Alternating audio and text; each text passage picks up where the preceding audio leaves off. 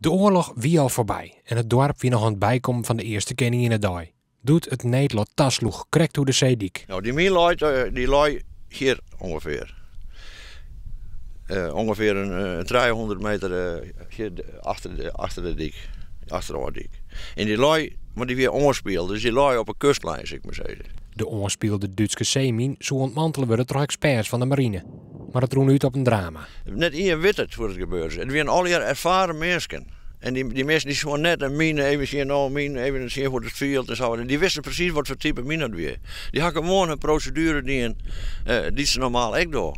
Maar er is iets, het is best wat het de ontsteking in werking gesteld heeft. 3 inwoners van Moddergat en 4 leden van de explosieploeg kwamen om. Itske Kleinstra Oosterling verleert Sante Gelien haar 18-jarige broer bij de ontploffing. Hij moest even zeggen wat die mijnlui. Want die mensen die konden het niet vinden, want het werd al gelegen vanzelf. En nou, toen is hij meegegaan en dan kan ik me daar herinneren, als er een plof kwam. Nou ja, en toen zei ze me al dat is nog eens gebeurd. Foute boel. Een grut drama voor het Lietse dorp. Maar een monument wie er het nota net. 10 jaar lang had Eind de Prins dwaande west om dat oors te krijgen. En Joet wie het eindelijk vier dat het monument ontbleerd werd koe.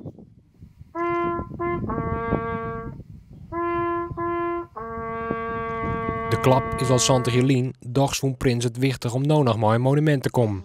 Hij had er een heel soort tiert in stekken matten, maar het wie het wurg.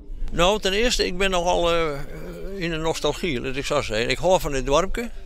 En ik vind ook dat die mensen die hierbij omkomen zijn en vooral de familie daarvan, hoe dat al gegaan is, vind ik dat die een plak hebben om nou ja, te herdenken, om het zo maar te zeggen.